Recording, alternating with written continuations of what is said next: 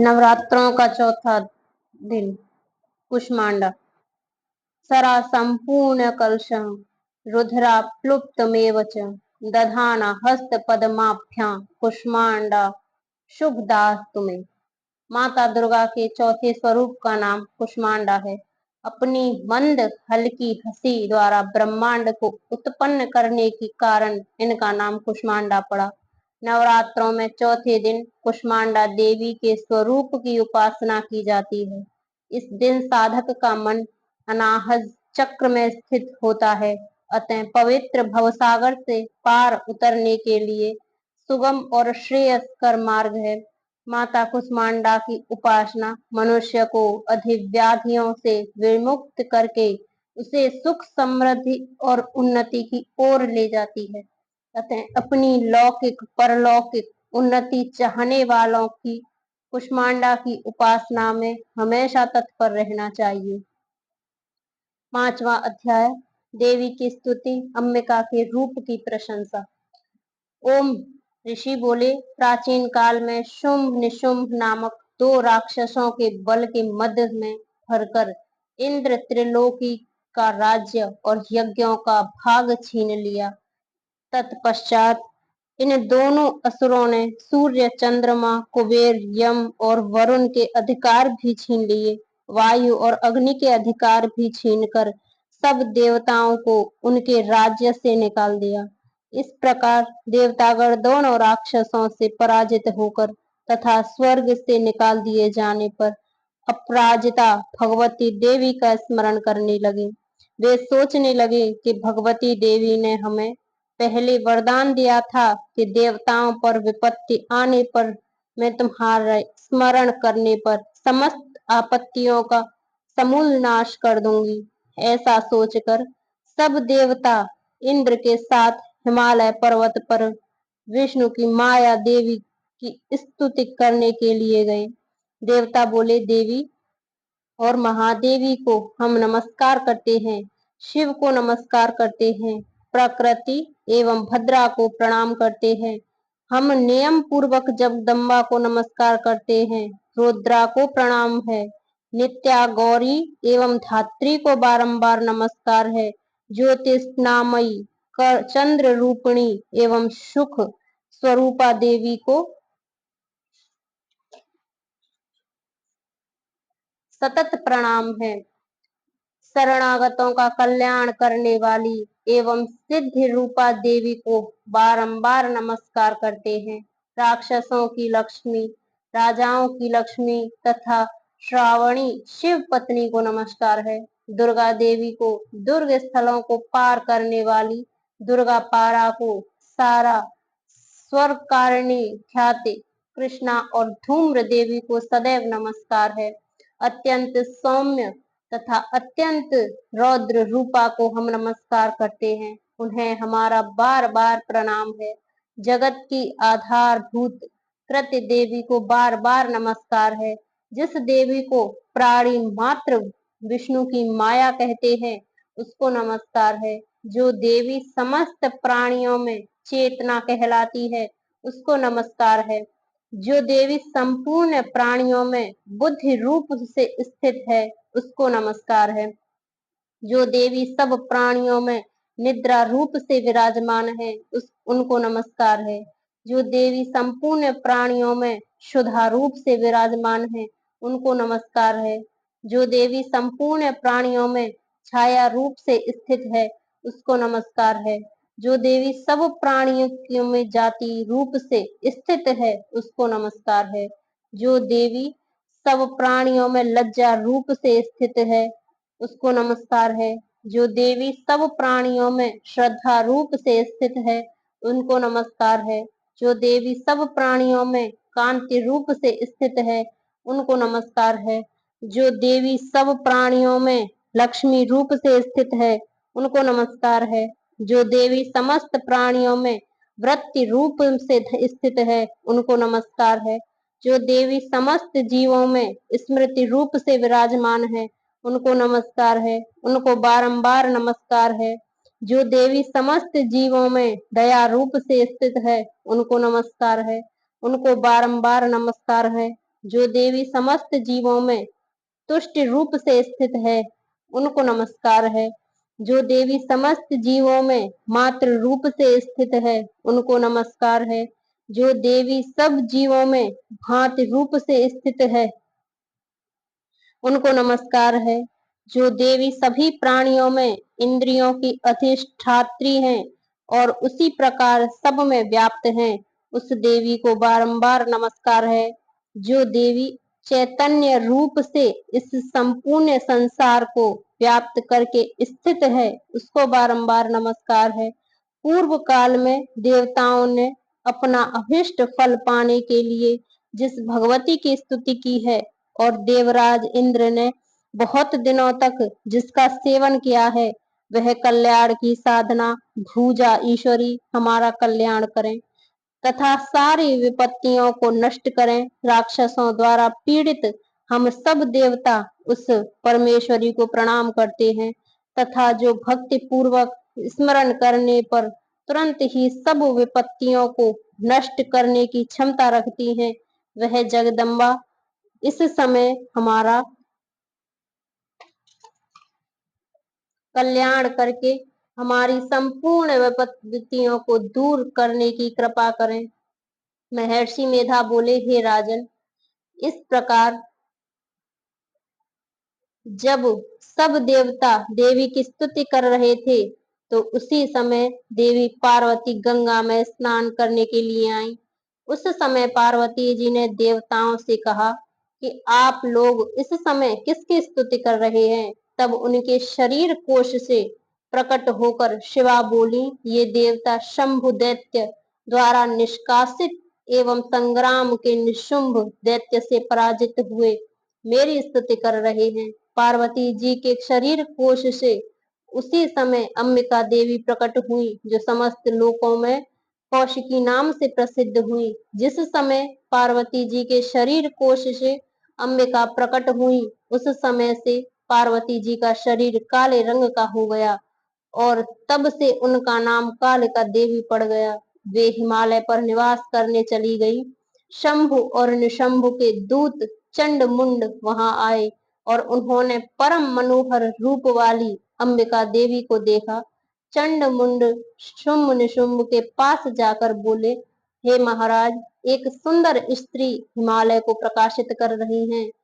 हे असुरेश्वर, हमने उस जैसी परम सुंदर स्त्री को अब तक नहीं देखा, इसलिए यह पता करना चाहिए कि वह कौन है और किसकी है। वह सब स्त्रियों में रत्न है, वह अपनी कांति से दसों दिशाओं को प्रकाशित कर रही हैं। आप चलकर उसे देख लें हे स्वामी। तीनों लोकों में हाथी, घोड़े और मणि इत्यादि जितने रत्न हैं, वह सब इस समय आपके घर में शोभायमान है। हाथियों में हाथी, ऐरावत हाथी और घोड़ों में उच्चे श्रावा घोड़ा और परिजात नामक वृक्ष आप इंद्र से प्राप्त कर चुके हैं। हंस सहित रत्न जड़ित ब्रह्मा जी का अद्भुत विमान भी आपके पास है। महापद्म नामक निधि आपके कुबेर से ले ली है। समुद्र ने आपको किंजलकिनी नाम की माला प्रदान की है, जिसके कमल कभी नहीं मुरझाते हैं। सोने की वर्षा करने वाला वरुण का छत्र भी आपके पास है। रथों में श्रेष्ठ प्रजापति का रथ भी आपके पास है। हे असुरराज, मृत्यु से उत्क्रांतिदा नामक शक्ति भी आपने छीन ली है तथा वरुण का पाश भी आपके भाई निशुंभ के पास है। निशुंभ ने समुद्र में उत्पन्न होने वाले सब प्रकार के रत्न भी अपने अधिकार में कर लिए हैं और ऐसे भी दो वस्त्र भी अग्निदेव से आपको दिए हैं, जिन्हें अग्नि नहीं जला सकती। हे दैत्यराज, इस प्रकार सभी रत्न रूपी वस्तुएं आप संग्रह कर चुके हैं। अब आप कल्याणमयी स्त्रियों में रत्न रूपी इस स्त्री को ग्रहण करें। ऋषि बोले, चंड मुंड के वचन सुनकर शंभु ने सुग्रीव नामक राक्षस को अपना दूत बनाकर देवी के पास भेजा। सुग्रीव ने शंभु ने कहा कि तुम मेरी ओर से इस प्रकार कहना और ऐसा उपाय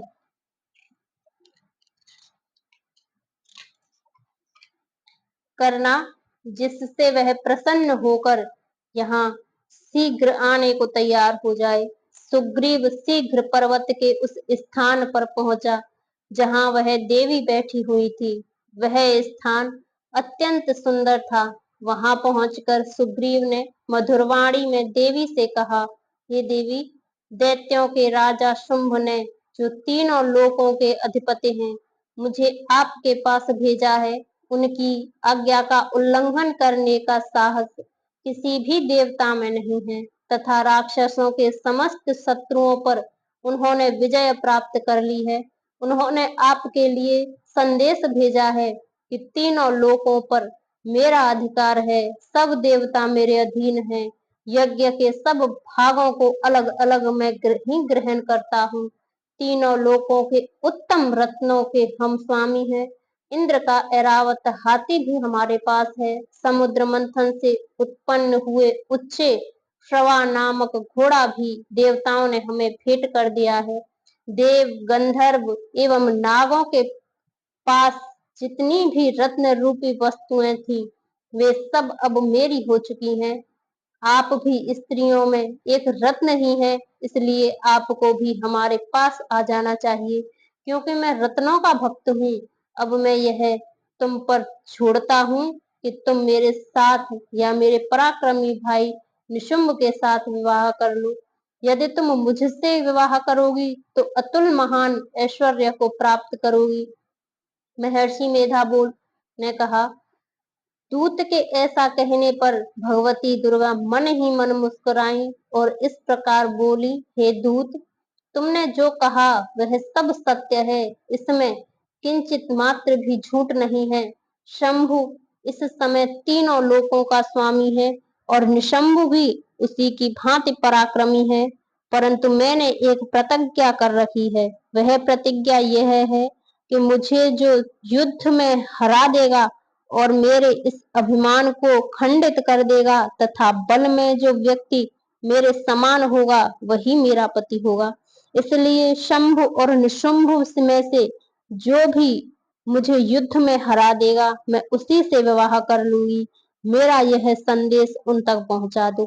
दूत सुग्रीव बोला, हे देवी, आप अभिमान से भरी हुई हैं, मेरे सम्मुख ऐसी बातें ना करें।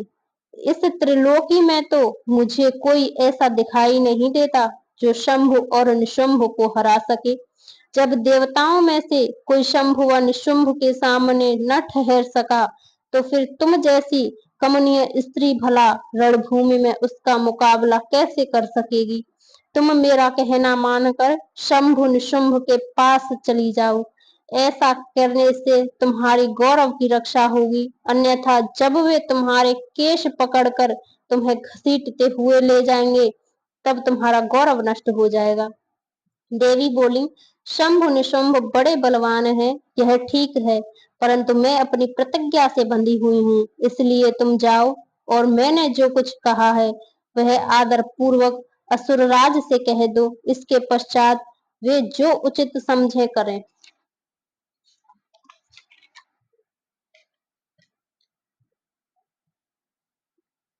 छठा अध्याय, धूम्रलोचन वध। ओम। ऋषि बोले, देवी,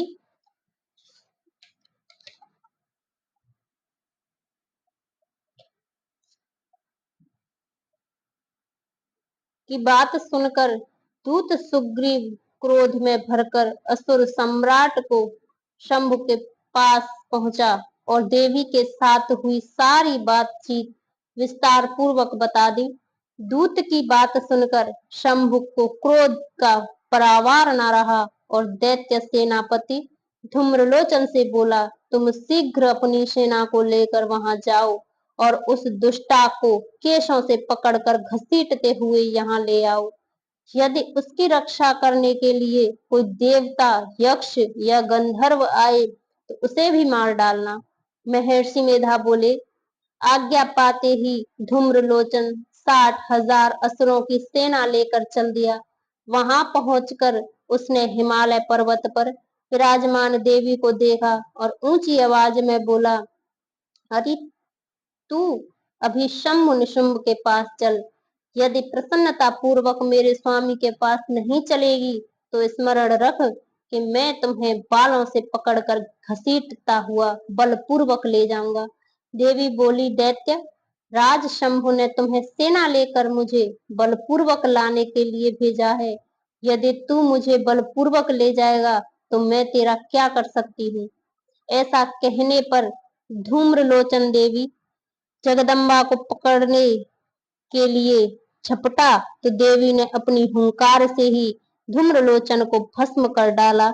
यह देखकर असुर सेना क्रोध में भरकर अंबिका देवी की तरफ लपटी, परंतु देवी ने उन पर तीखे बाणों, शक्तियों तथा फरसों की वर्षा आरंभ कर दी। इधर देवी दुर्गा का वाहन शेर भी कुपित होकर भयंकर आवाज करता हुआ असुरों की सेना पर उछल पड़ा। शेर ने कई असुरों को पंजों से, कई जबड़ों से, कई को धरती पर पटक कर अपनी दाढ़ों से घायल करके मार डाला। उसने अपने नखों से कितने ही असुरों के पेट फाड़ डाले और कितने ही असुरों के सिर धड़ से अलग कर दिए। वह दैत्यों के पेट फाड़कर उनका रस चूसने लगा। क्षण भर में ही देवी का वाहन शेर ने राक्षसों की सारी सेना का संहार कर डाला। शंभु को जब यह समाचार मिला कि देवी ने धूम्रलोचन को मार डाला और उसके वाहन शेर ने सारी सेना को मौत के घाट पहुंचा दिया, तो उसे बड़ा क्रोध आया। उसने चंड मुंड को आज्ञा दी कि तुम बहुत बड़ी सेना लेकर वहां जाओ और उस स्त्री को पकड़ कर ले आओ। यदि उसे युद्ध करना पड़े तो सारी असुर सेना मिलकर उसे मार डालो। उस दुष्टा की हत्या होने तथा सिंह के मारे जाने पर वह स्त्री जिस दशा में भी पड़ी हो उसे बांधकर शीघ्र लेकर लौटो।